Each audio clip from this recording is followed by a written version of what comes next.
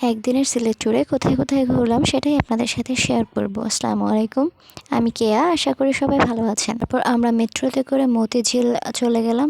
মতিঝিল থেকে রিক্সা করে গেলাম কমলাপুর রেল স্টেশনে। তো আমরা কমলাপুর এসে পৌঁছালাম।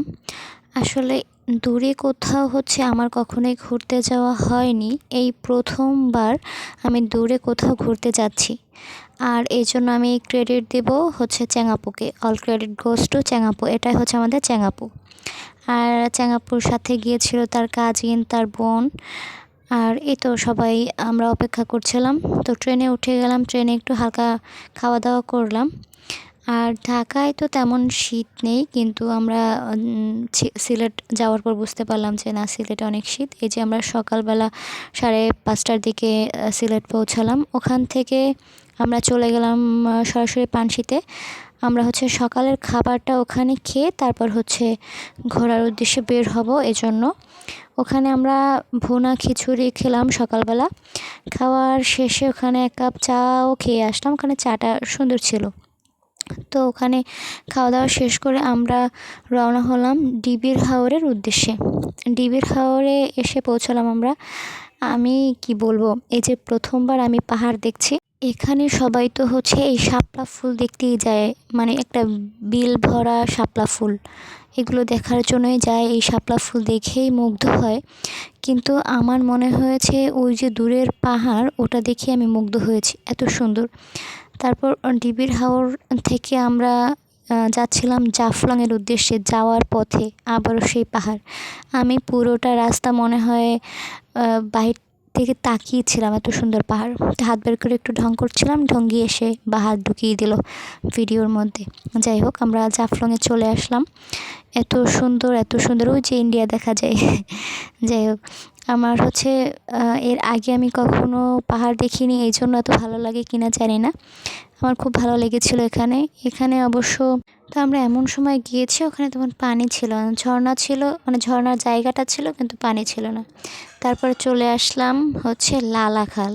এই যে জায়গাটা, এই জায়গাটার কথা কি বলবো, মানে কেউ যদি না আসে, না দেখে, তাহলে কেউ বুঝতেই পারবে না যে মানে আমাদের দেশের মধ্যে এত সুন্দর একটা জায়গা আছে। আমি যত সামনের দিকে যাচ্ছিল আর আমি অবাক হয়ে তাকিয়েছিলাম, মানে দুই পাশে পাহাড়, মাঝখানে ছোট্ট একটা নদী। নদীটার নাম লালাখাল, কিন্তু নদীটার পানি নীল। এই নদীটার নাম দেওয়া উচিত নীলখাল, নীলাখাল, এরকম টাইপের কিছু একটা দেওয়া উচিত। এত সুন্দর, এত সুন্দর ছিল। তারপর শেষমেশ আমরা চলে আসলাম চা বাগান দেখতে। যদিও সন্ধ্যা হয়ে গিয়েছিল দেখে বেশিক্ষণ ঘুরতে পারিনি, অল্প একটু সময় ছিলাম চা বাগানে। একটু অল্প একটু সময় ঘোরাঘুরি করলাম। তারপর চলে আসলাম 5 ভাই রেস্টুরেন্টে।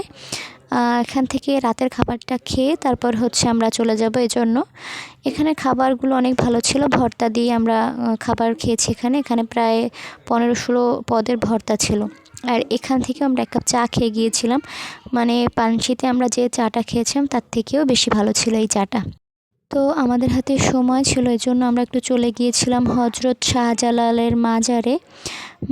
এই যে এগুলো জালালি কবুতর বলে।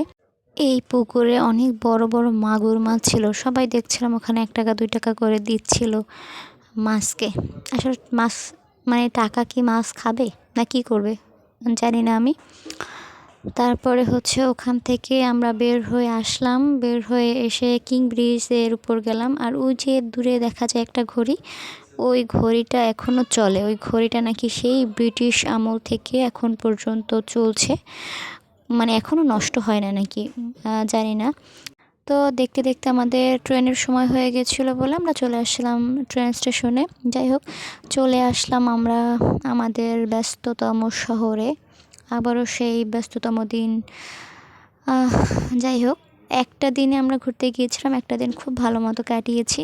মানুষের টাকা কম থাকলে ঘোরা উচিত, কারণ যখন মানুষের টাকা বেশি হয়ে যায় তখন আর মানুষের সময় থাকে না। এই তো আর কি। ভালো থাকবেন সবাই। আসসালাম।